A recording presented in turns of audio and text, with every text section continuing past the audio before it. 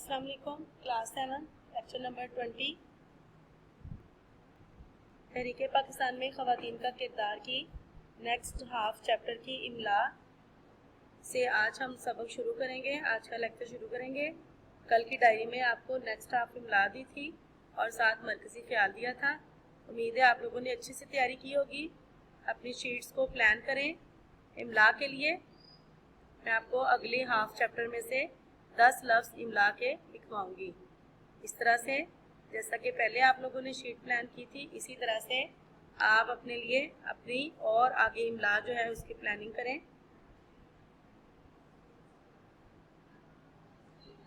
चलें जी, इमला शुरू करते हैं लिखनी। पहला लफ्ज़ है secretary general.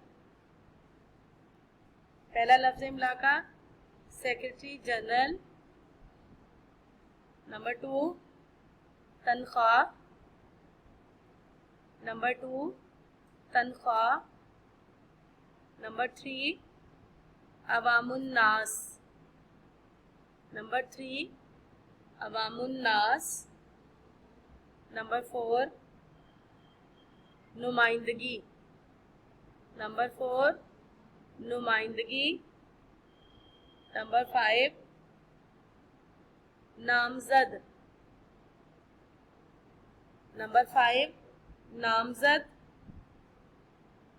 Number 6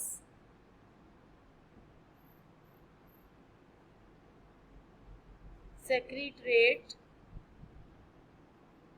number 6 secretariat. Number 7 पाबंदे सलासिल।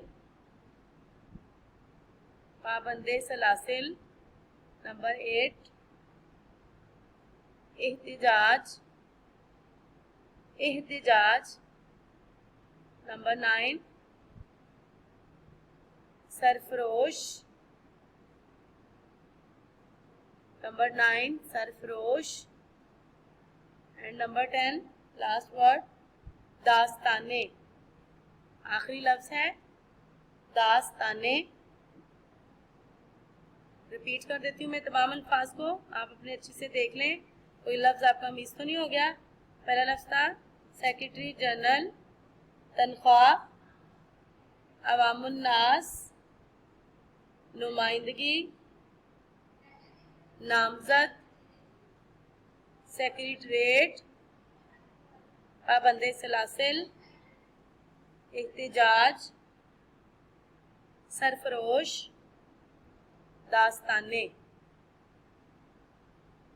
इमला हो गई हमारी। नेक्स्ट हाफ भी हाफ करके हमने पूरे चैप्टर की इमला कर ली और उसके हमारे अल्फाज बानी और मरकज़ी ख्याल भी हो गया है। आज हम रिटर्न वर्क में साथ अपना काम करेंगे अल्फाज जुमले का। अल्फाज जुमले अल्फाज आपको दे दिए गए हैं, उनको आपने खुद जुमलों में इस्तेमाल करना है। अभी हम उनको डिस्कस कर लेते हैं कि किस लफ्ज़ का क्या मायने होता है और उसका क्या जुमला बन सकता है। तो आप खुद इस काम को करेंगे और आकर जो है स्कूल में चेक करवाएंगे, अपने जुमलों की करेक्शन अपनी टीचर से करवाएंगे। जी बच्चों, इस तरह से आप लोगों को कंपोज फॉर्म में मिले हुए अल्फाज के जुमले बनाएं। आप उनको अपने सामने रखें। सबसे पहला लफ्ज़ है शब-ए-दारी। शब-ए-दारी का क्या मानी होता है? रात को जागना। ठीक है, शब-ए-दारी। आप इसको जुमले में इस्तेमाल करेंगे। शब-ए-दारी की वजह से असलम की आंखें सुर्ख हो गई, हो रही थी या सुर्ख थी, या रमज़ान की ताक रातों में शब-ए-दारी करके अल्लाह को राज़ी करने की कोशिश करते हैं। सब मुसलमान, शुरू में आप लगा लें, सब मुसलमान रमज़ान की ताक रातों में शब-ए-दारी करके यानी रातों को जाके अल्लाह को राज़ी करने की कोशिश करते हैं।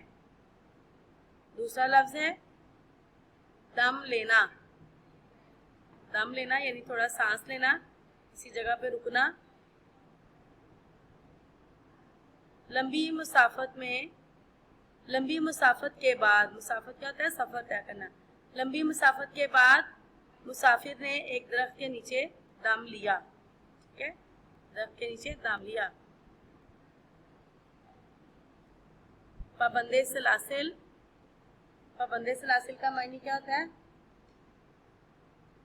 कैद करना, सुलाखों के पीछे डाल देना। तो क्या इसका जुमला बनेगा? इसका जुमला सोचें। हाँ जी, सुलाखों के पीछे। तहरीके पाकिस्तान में हमने ख़वातीन का किरदार का जो चैप्टर पढ़ा है उसके अंदर भी ये लफ्ज़ इस्तेमाल हुआ है। आप वहाँ से भी इसका जुमला ले सकते हैं। तहरीके पाकिस्तान में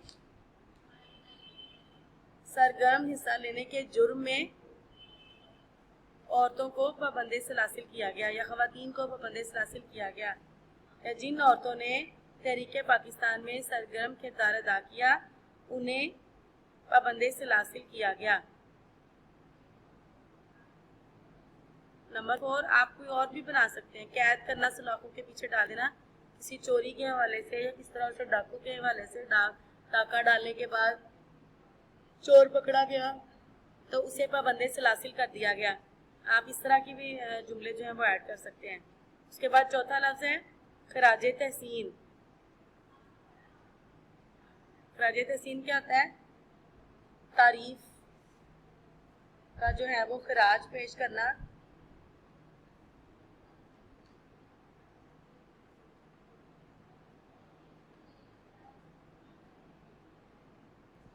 हाँ जी, खराज तहसीन, तारीफ करना।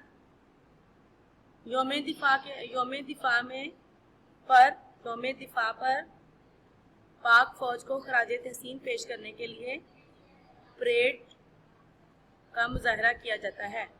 फौजी परेड का मुजाहरा किया जाता है। यौम दिफा पर पाक फौज को खराज तहसीन पेश करने के लिए फौजी परेड का मुजाहरा किया जाता है। मंजिल मकसूद, असल मंजिल जो होती है इंसान की, जिस मंजिल की चाहत हो, जो उसका मकसद हो, मकसूद जो उसे ख्वाहिश जिसकी हो, जिस मंजिल की, तवील जद्दोजहद के बाद आखिरकार मुसलमानों ने मंजिल मकसूद हासिल कर ली या पाकिस्तान की शक्ल में मंजिल मकसूद हासिल कर ली। छठा लफ्ज़ है वलवला अंगेज़। कायद-ए-आज़म की वलवला अंगेज़ क़यादत में मुसलमानों ने तहरीक पाकिस्तान में बहुत कारनामे सर अंजाम दिए। तालीम याफ्ता, मेरी वालदा एक तालीम याफ्ता खातून है।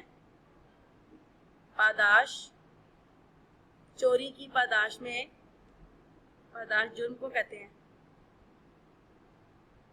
अली को सख्त सजा दी गई। या इस्लाम में चोरी के पादाश में हाथ काट देने का हुक्म है। जोक दर जोक हुज़ूर सल्लल्लाहु अलैहि वसल्लम की तबलीग के बाद लोग जोक दर जोक इस दायरा इस्लाम में दाखिल होने लगे। या मदीना में हुज़ूर सल्लल्लाहु की मदीना में तशरीफ़ आवरी के बाद जोक दर जोक लोग दायरा इस्लाम में दाखिल होने लगे। जोक दर जोक का मतलब होता है ग्रोह के ग्रोह। लब्बैक कहना,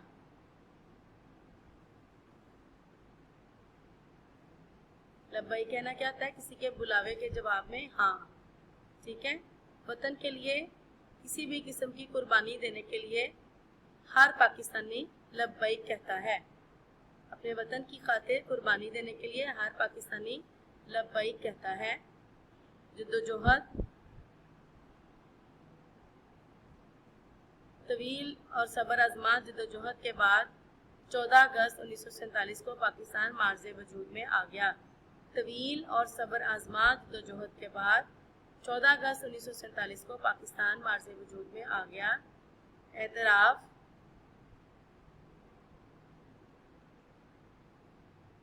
हमें अपनी गलतियों का एतराफ़ करना चाहिए या अपनी गलती का एतराफ़ करके अल्लाह से माफ़ी मांग लेना सबसे बेहतरीन अमल है।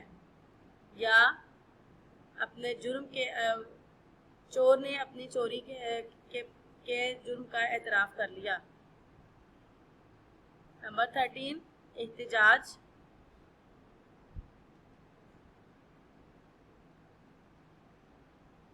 एहतिजाज करना क्या होता है?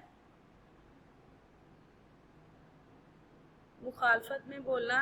एहतिजाज करना किसी की मुखालफत में बोलना या मुजाहरा करना हुकूमत के गलत इक़दामात के ख़िलाफ़ अवाम एहतजाज के तौर पर सड़कों पर निकल आई।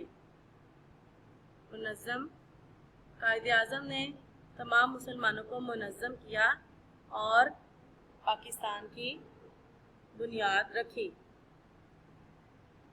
ये जुमले थे, 14 लफ्ज़ थे बेटा। ये जुमले हम लोगों ने डिस्कस कर लिए हैं। मैंने एक एक जुमला, सैम्पल जुमला आप लोगों को बता भी दिया है। आप लोगों ने अपनी नोट शीट्स के ऊपर इन सारों को करना है। आज की आपकी डायरी यही है कि आपने रिटर्न वर्क जो करना है जुमलों का, और इसके साथ आपने इनको याद भी करना है, इनको बनाना भी है। और बनाने का तरीका आपको बता दिया है। पेज प्लान करने का तरीका आपका क्या होता है कि आप पहले ऊपर लिखते हैं अल्फाज और फिर लिखते हैं जुमले, फिर आप नंबर 1 लिख के शब्बेदारी लिखेंगे, डबल अंडरलाइन करेंगे उसको, और जहाँ पे ये लफ्ज़ ख़त्म हो रहा है वहाँ से इसका जुमला बनाना इस तरह से शुरू कर देंगे। फिर इस तरह से आप दूसरा लफ्ज़ लिखेंगे, उसको डबल अंडरलाइन करेंगे, यहाँ से उसका जुमला बनाना शुरू करेंगे और इस तरह से बनाएंगे। ऐसे लाइन ड्रॉ करके दरमियान में जुमला नहीं बनाना, लफ्ज़ लिखना है और उसके नीचे उसका जुमला लिखना है। ठीक है। आज की आपकी डायरी लर्न प्लस राइट, अल्फाज जुमले, तहरीक पाकिस्तान में ख़वातीन का किरदार।